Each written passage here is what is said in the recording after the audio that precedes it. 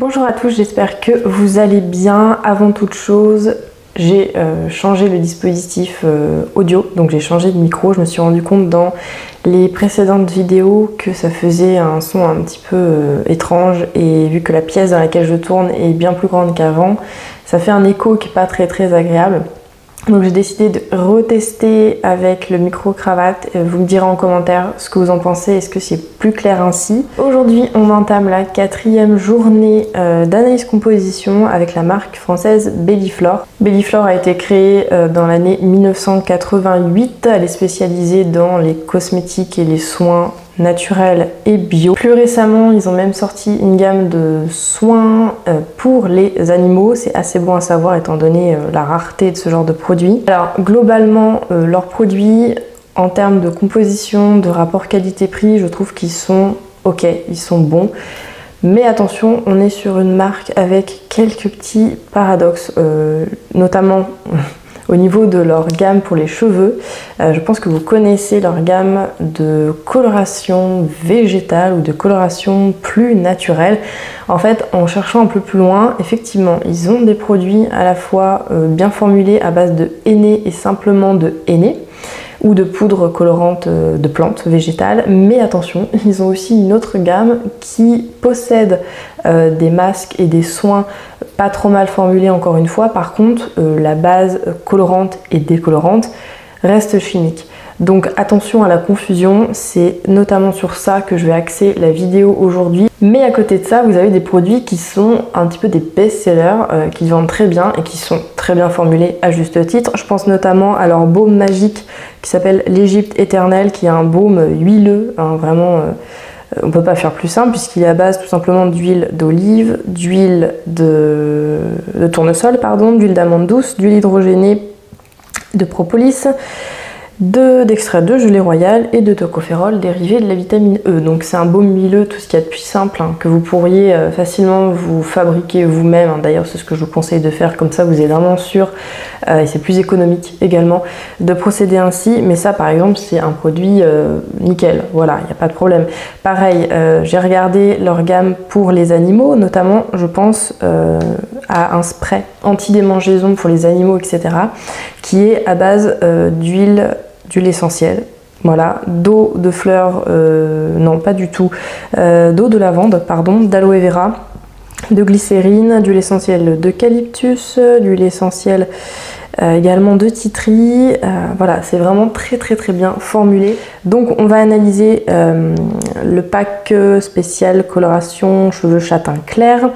Dedans on a 5 produits. On a le bain capillaire équilibrant, le soin capillaire qui est un masque restructurant au bambou, la crème révélatrice, la crème de coloration et la petite fiole d'huile de soin précieuse. Donc c'est parti. On va commencer par les éléments colorants avec l'émulsion, la crème révélatrice. Alors on commence avec de l'eau, après du peroxyde d'hydrogène. C'est tout simplement l'eau oxygénée que vous pouvez acheter en pharmacie ou même en grande surface maintenant. C'est ce qui va aider un petit peu à décolorer. Après, on a un alcool gras, stérile alcool, pas de problème. Du paraffine liquidum, donc c'est une huile de paraffine, huile minérale. Après, un PEG composé étoxylé. Alors, hydrogénatel, l'anoline, c'est une huile hydrogénée, en gros, voilà. Donc, peu d'intérêt pour le cheveu, mais bon, voilà. Après, on a un alcool gras, l'anoline alcoolol, un composé étoxylé encore, le stérate 20. De la glycérine, un acide phosphorique, un acide éthydronique qui est réglementé. Alors celui-là je ne le connaissais pas, ça se comporte comme un agent de chélation dans les cosmétiques au même titre que les EDTA. Donc c'est pas très bon non plus. En termes de biodégradabilité, ça ne se dit pas, mais tu as compris. Après on a le tétrasodium, EDTA juste à la suite, un disodium pyrophosphate. Alors celui-là, c'est pareil, ça sert d'anticorrosif et d'agent de chélation. Bon, bah forcément là on est sur une crème révélatrice, alors ça me semble plutôt cohérent. Après on a un sulfate et le sodium stannate qui est un agent de stabilisation. Donc bon, on est sur une composition conventionnelle en fait d'une crème révélatrice. Voilà, il n'y a rien de vraiment fou là-dedans. Après on passe à la crème colorante. Donc on commence avec de l'eau, le sodium coco-sulfate qui est un sulfate moyennement irritant à base de coco qui est utilisé dans beaucoup de formulations de shampoing bio. Personnellement, je le trouve plutôt bien, il me correspond plutôt bien. Il y a beaucoup de personnes qui préfèrent carrément passer sur des sulfates encore plus doux, je pense au glucoside, l'éthanolamine, qui est un MEA. Alors en fait, c'est ce qui va remplacer le sans ammoniac. Bon, à la place, il rajoute ça. C'est pas forcément mieux hein, entre nous. Après, on a un alcool gras, la cocamide MIPA, qui est un agent émulsifiant. On en a quasiment deux à la suite. Cocamide MEA tensioactif. Après un alcool gras, la cocamidopropyl bétaine qui est c'est un agent moussant, moyennement irritant, qui s'apparente aussi à un ammonium quaternaire. Mais finalement, des études ont révélé plus récemment que même si c'était un ingrédient dérivé végétal de la noix de coco, qu'on pensait que c'était beaucoup plus doux et que beaucoup de marques bio ont énormément utilisé dans les gels douche et dans les shampoings, finalement il s'avère qu'il soit assez irritant et potentiellement très allergisant sur certaines personnes. Après on a encore un composé éthoxylé, un tétasodome EDTA, agent de chélation, un sodium sulfite qui est un conservateur. Après on a le colorant là qui va être utilisé. Alors c'est le phénylénédiamine. Bon, c'est le colorant chimique. Voilà. Après colorant encore, chlororésorcinol. Ça fait pas trop envie. Hein. Après, on a encore un colorant, le résorcinol. Alors, celui-ci a été évalué par l'ANSES en 2020 comme étant un perturbateur endocrinien avéré pour l'homme. Voilà, maintenant, vous savez.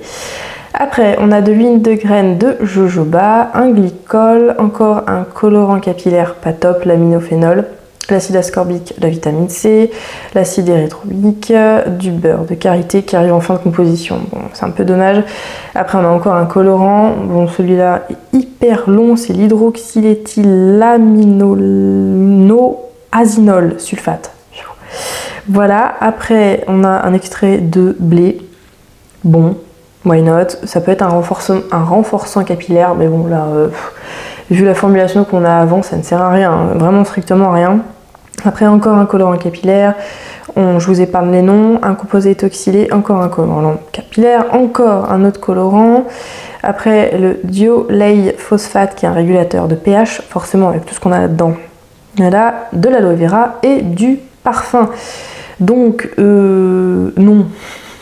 Voilà, il n'y a rien de naturel, il n'y a rien de doux, il n'y a rien de tout ce que tu veux. On est sur une composition qui est conventionnelle. Voilà. Après, on va passer au shampoing. Mais alors, eux, ils l'appellent pas shampoing, ils l'appellent le bain capillaire équilibrant doux. Gardez bien ça en tête. C'est parti avec la composition. On a de l'eau, ok.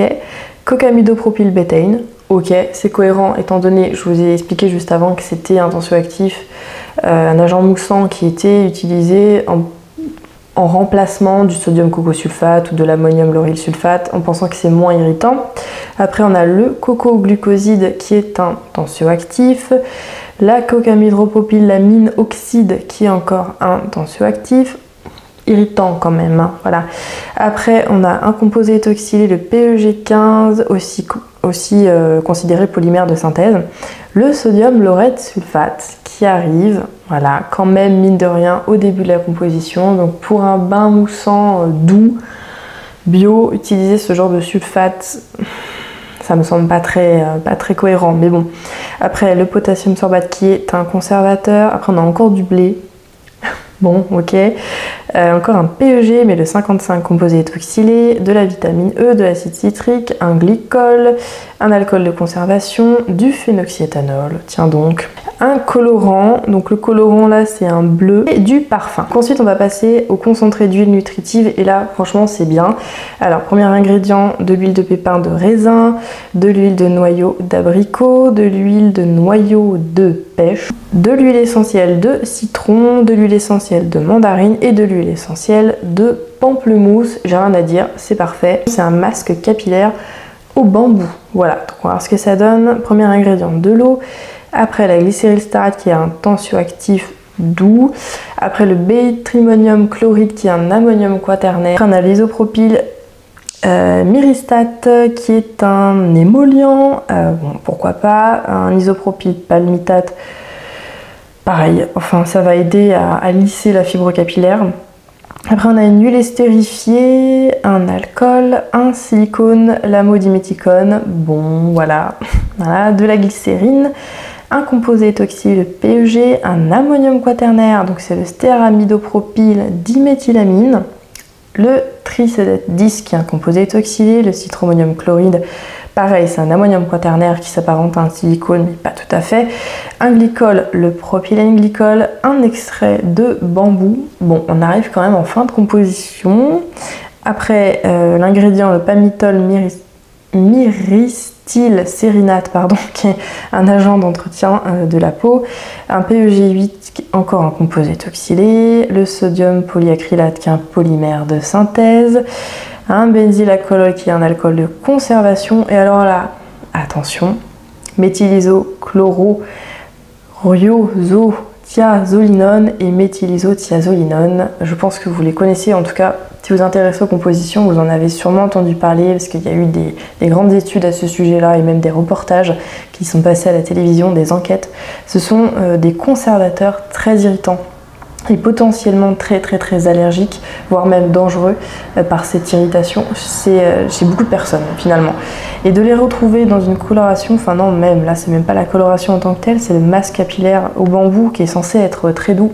Et en dernier ingrédient, on a du parfum. Et voilà, c'est quand même un petit peu fort de café, je trouve, de la part de Belliflore d'avoir encore ces ingrédients-là qui sont quand même décriés depuis pas mal d'années. J'espère que cette analyse vous a plu et dites-moi dans les commentaires un petit peu votre avis sur la question. Est-ce que vous étiez au courant ou pas de ça? Est-ce que vous utilisez leurs produits? Qu'est-ce que vous en pensez au niveau sensorialité, efficacité, etc. En conclusion, pour la marque Belliflore, je vous conseille oui, mais faites attention toujours à regarder les compositions, c'est toujours un petit peu la même chose qui revient. J'espère que la vidéo vous a plu, je vous retrouve demain pour la dernière vidéo de cette semaine challenge analyse compo, et d'ici là prenez bien soin de vous, naturellement en tout cas essayez, c'est toujours mieux, ciao ciao.